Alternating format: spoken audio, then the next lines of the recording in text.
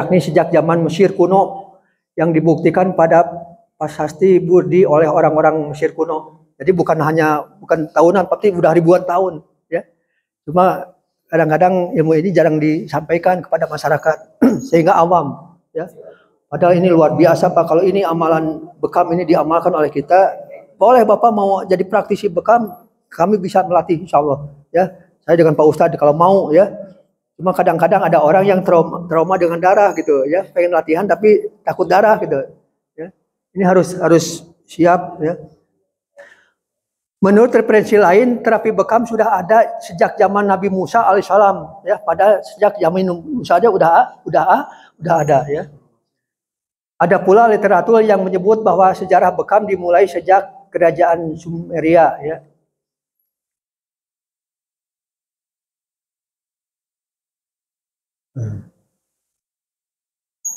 Bentar.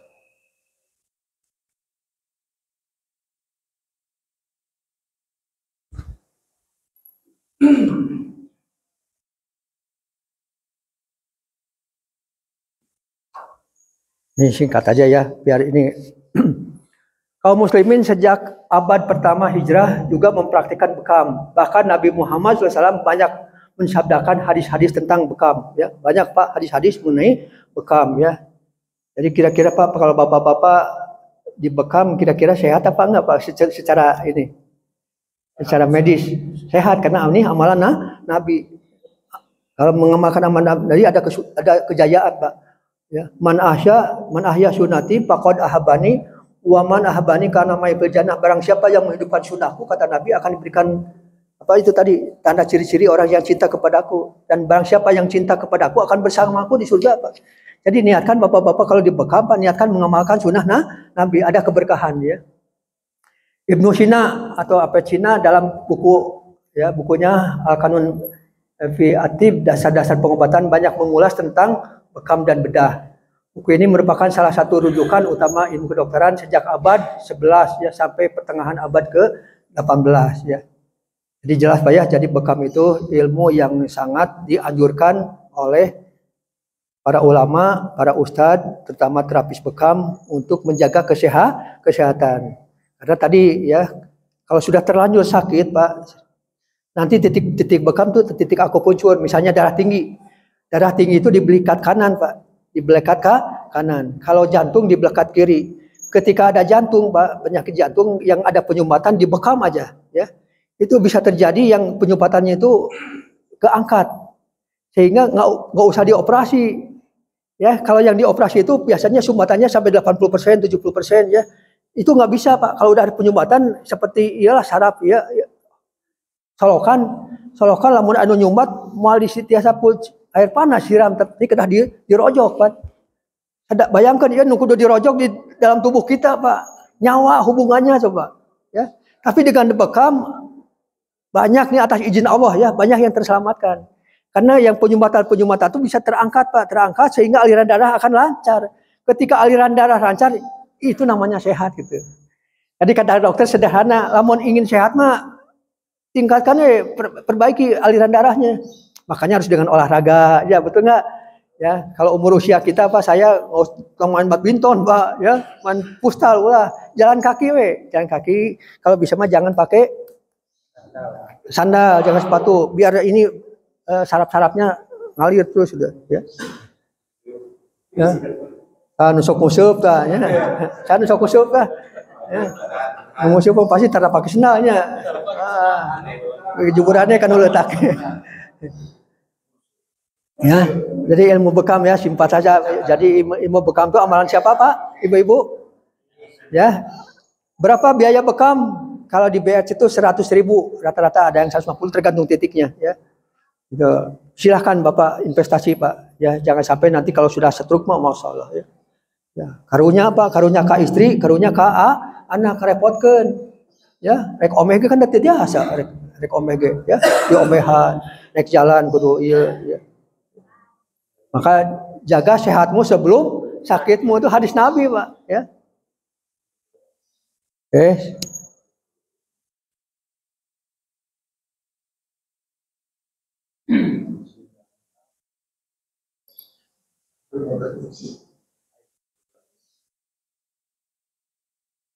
Ini Pak yang terjadi sekarang ya. Bekam sempat diabaikan waktu yang lama, yaitu abad ke-18 pertengahan dan bangkit di pertengahan 20. Jadi abad ke-20 sudah mulai digaungkan lagi. Termasuk sekarang Pak, di mana-mana BRC, banyak lah ya, ABI ya, PBI ya, sekarang banyak yang punya keahlian ya. Bahkan atlet-atlet juga sekarang sudah banyak yang dibekam sekarang mah. Ini Pak, titik-titik bekam lihat pada ya. Di sini ada yang belum pernah dibekam, ada nggak? Ada nggak yang belum pernah dibekam? Atau semua belum pernah? Nah, atau ya wayahna ayeuna mah mangga pemi aya rezeki ya, bade ka BRC, bade ka Abdi, bade ka Pak Ustad Ramdan mangga ya. Sekedar Bapak dongkap ka BRC ka mana-mana ka dieu we. Atau ayeuna bade praktek mangga ya. Oke, atas sarapan. Tuh Pak lihat ya. Sekarang atlet-atlet juga sekarang sudah banyak yang dibekam. Ini Pak bekas bekam nih Pak. Nih dipakai berenang apa-apa. Ini Pak yang hitam-hitam tuh ya. Ini bekas bekam nih. Tuh Pak ya. Ini orang-orang terkenal nih sekarang udah mulai ya tuh Pak saya lihat ya sampai begini. Ya. Nah titik-titik nih Pak, ini titik-titik nggak sembarangan Pak, ini titik-titik orang ahli bekam tuh belajar dulu aku punculnya, nggak langsung rojos, wah bahaya. Makanya harus melalui pelatihan ya. Boleh bapak-bapak di sini pengen adain pelatihan lah, pengen jadi terapi bekam, boleh Pak, kami bisa siap diundang nanti. Tuh Pak, dulu bekam tuh pakai tanduk ya, pakai tanduk. Pakai bambu, akhirnya memang canggih Pak, ya, pakai kaca, wah, udah betul-betul sudah internasional lah, udah modern sekarang, ya. Lihat nih, bekam pada zaman serba canggih sekarang ini bukan lagi merupakan metode pengobatan yang hanya dimonopoli oleh sekelompok umat saja, tetapi bekam telah dinikmati juga oleh semua umat di dunia, sudah mendunia Pak bekam itu, ya. Bahkan alat-alat bekam dengan kualitas terbaik sekarang adalah produksi Jerman dan Cina. Jadi Cina mah segala ayah Pak. Ya. Cina mah termasuk tasbih Pak, waktu abdi ke Mekah, produksi Cina coba tasbih pada. Luar biasa itu Cina. Maka ada orang tua kita belajarlah sampai ke negeri Cina. Ini saking hebatnya sekarang. Sekarang kereta api, kereta cepat dari mana tuh? Cina coba. Ya.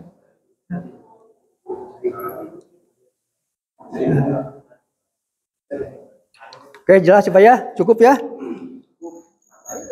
Karena ini waktunya sudah ini.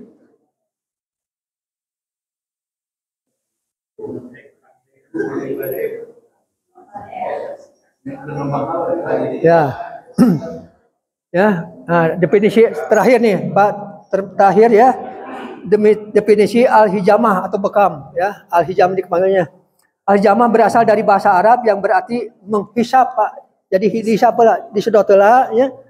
Terus menyedot, dan istilah bahasa Arab bahwa al-hijamah adalah suatu proses penyedotan darah dan mengeluarkan dari permukaan kulit kapiler di belakang ya. Kalau pas itu dari urat pena ya. Ya. Sehingga menyebabkan pengumpulan dan penarikan darah yang mengeluarkan darah tersebut melalui perlukaan. Jadi di ke kujarum ya. Aya oge nu kangge silet ya. Tapi sekarang banyak orang yang pada nggak mau pakai silet ya. Pakai pisau tuh.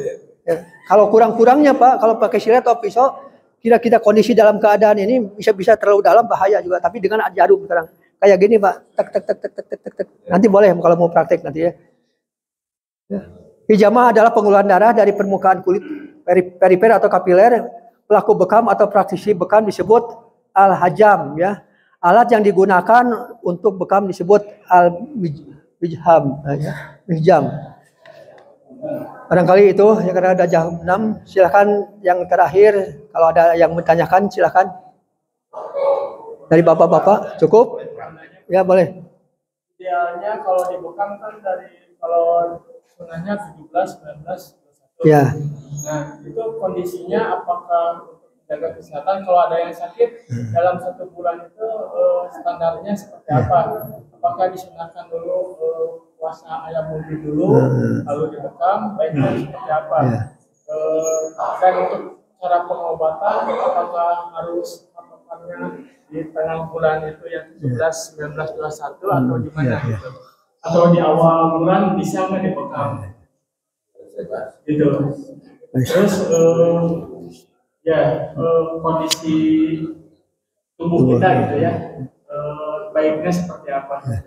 Kalau untuk otot punggung dan pasdo itu idealnya untuk 1 bulan itu sekali atau bagaimana kondisi kitanya gitu. Terima kasih. Assalamualaikum. Alhamdulillah, ini pertanyaan bagus ya. Memang disunahkan Pak, di Bekam itu tanggal 17, 19, 21 Hijriah ya. Tapi kalau seandainya hari-hari biasa boleh nggak? Boleh. Ya. Kalau lagi sakit nih, misalnya sakit kolesterol, masa nunggu tanggal 17 dulu, 21. Nanti Pak tanggal 17 keburu. Iya nanti ya. Penyumbatannya makin berat. Boleh ya. Ada sebagian hari Rabu nggak boleh, tapi sebagian ulama juga boleh ya. Tergantung dari kondisi. Nah sekarang bagaimana kondisi yang dibekam? Yang pertama harus sehat dulu Pak. Sehat jasmani, rohani terutama ya. Nah, yang sakit, ya justru sebetulnya yang sakit dianjurkan, kayak yang stroke, yang jantung ya. Kalau di rumah sakit Pak, yang didonor tuh nggak boleh, harus ada penyakit, harus keadaan normal ya. Tapi kalau yang dibekam atau cibatu justru dalam keadaan sakit harus dibekam. Ya, yang sakit yang jantung kan, yang yang diabetes kan ada nanti ada pankreasnya, ada titik jantungnya, ada ginjalnya. Kalau ginjal di titik ginjal.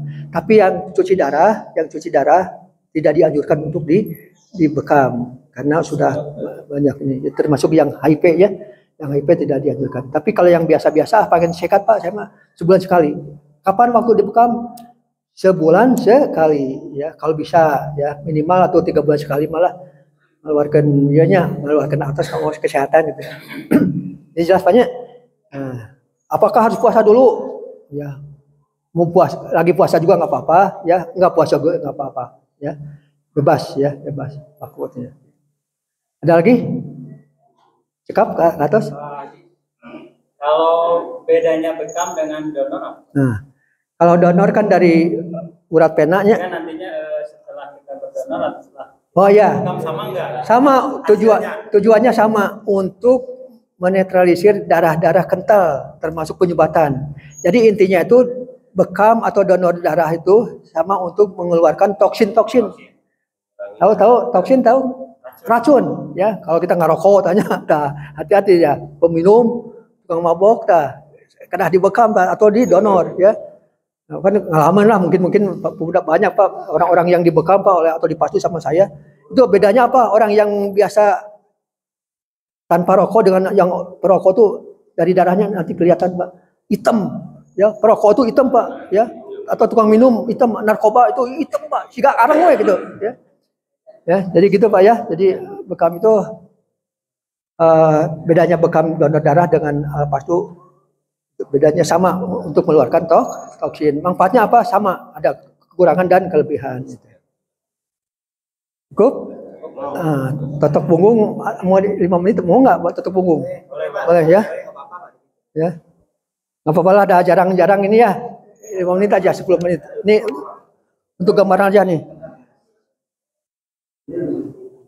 Supaya tuntasnya, supaya tuntas. Langsung praktek kayak praktek ke totok punggungnya sebentar ya paling. Nanti kita bukan.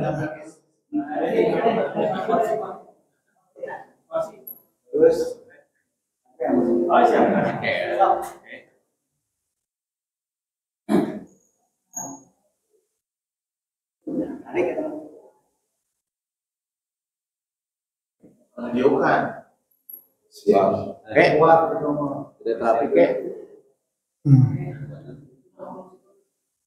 sehat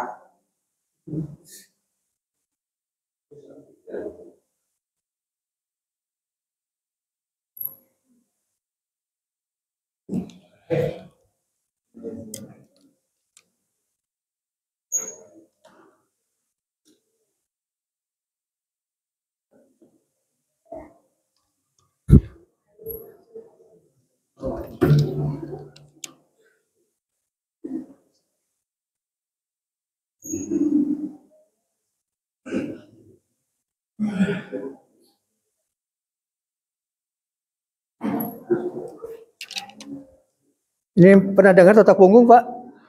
Bapak nanti di YouTube buka, namanya totok punggung aja, ya.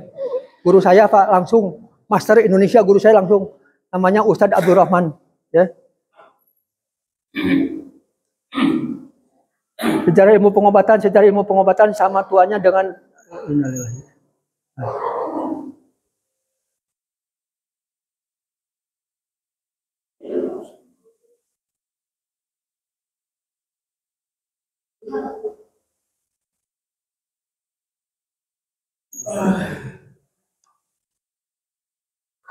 nih, singkat aja Pak ya.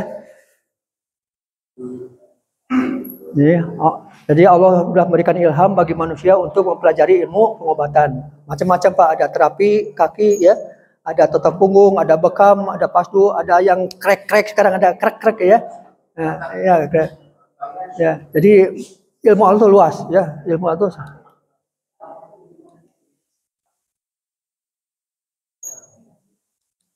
Sakit adalah takdir dan sehat adalah pilihan ya. Jadi tergantung kita nih ya. Wa ijama itu bahwa yasfin, dan kita apabila kita sakit dialah yang menyembuhkan. Kita mengikhtiar aja Pak ya. Oke, singkat langsung.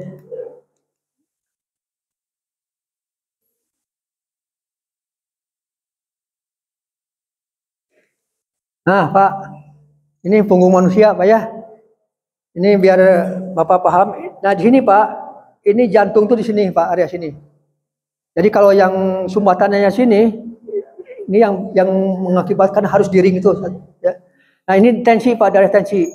Nah menurut dokter Pak, kolesterol itu petahnya di dia ya, di bahu kiri dan bahu kanan. Jadi lamun kolesterol nyumbatan di bahu kanan berarti darah tinggi, ya, stroke, stop, ya. Nah, kalau yang diring itu bahu di sebelah kolesterolnya sebelah kiri, yang mengakibatkan nutrisi yang ke jantung tidak masuk, isinya penyumbatan. Ya. Ada yang 80% dan 70% ya. Nah, ini di sini Pak, yang saat ini ginjal nih di daerah ini. Ini lambung. Nah, ginjal itu sejajar dengan ini Pak, dengan sikut nih, ya. Jadi kalau punya penyakit ginjal Pak, di bekamnya di daerah sikut. Tapi yang punya penyakit lambung di atas ini ya, yang jantung di sini, termasuk yang untuk laki-laki untuk kejantanan Pak, ada di sini nih, ya. Nah, ada ya. Jadi lamun bapak-bapak ibu-ibu misalnya ada usia kita kan kurang ini, ada titik-titik bekam jantanan.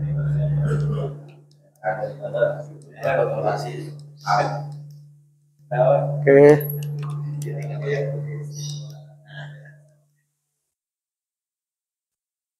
Nih Pak ya, ini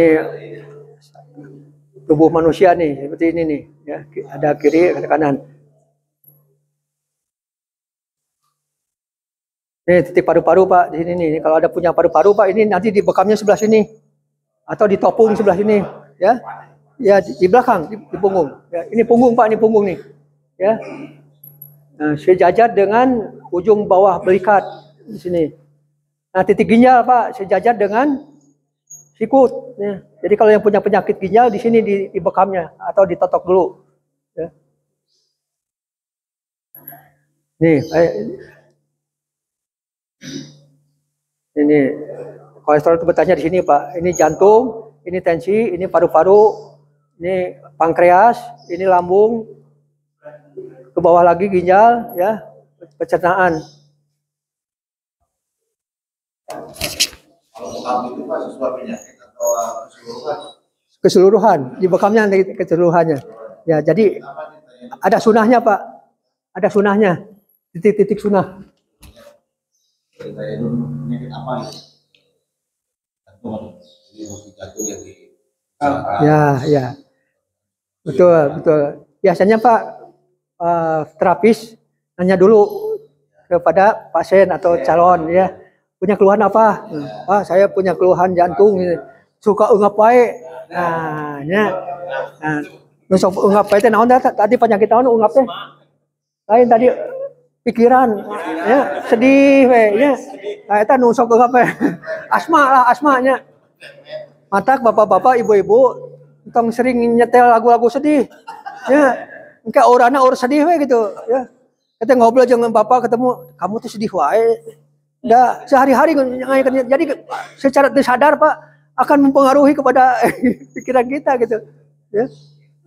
Hiburan ya dangdut dan naon sekali-kali mah healing.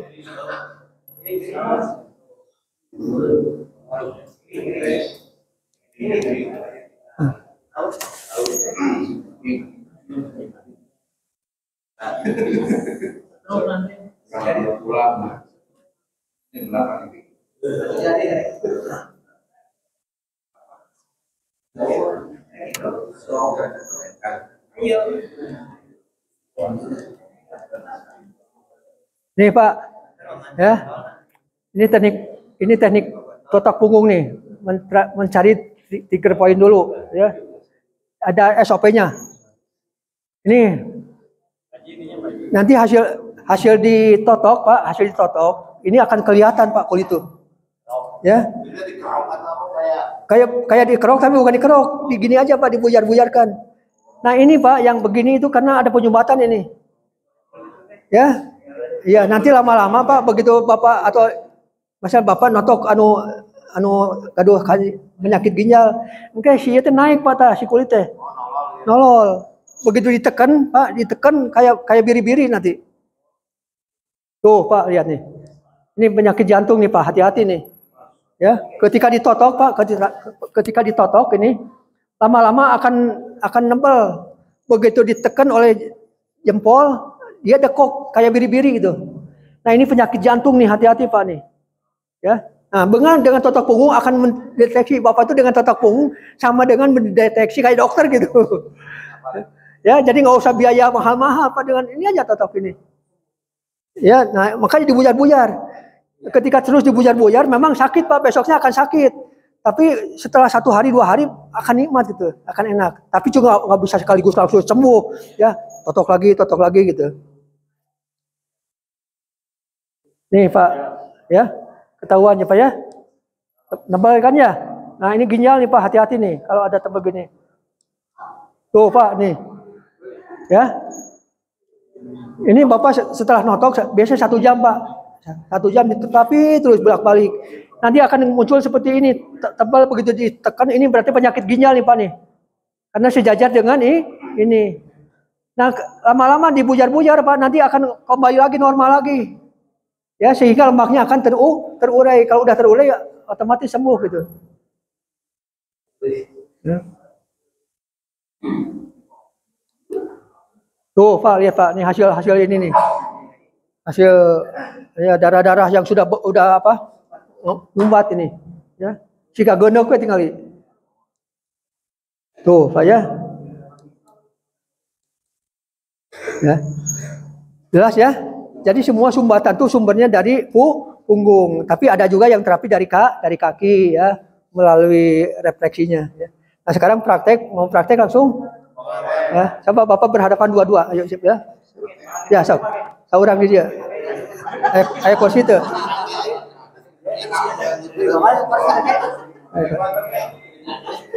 Bapak boleh berdua Pak, sambil lihat. Apa enggak? Dibuka Pak acuknya. Sambil dua-dua boleh, sambil praktek langsung. Siap. Bapak maju ke itu Pak, dibuka acuknya. Iya. Buka acuk.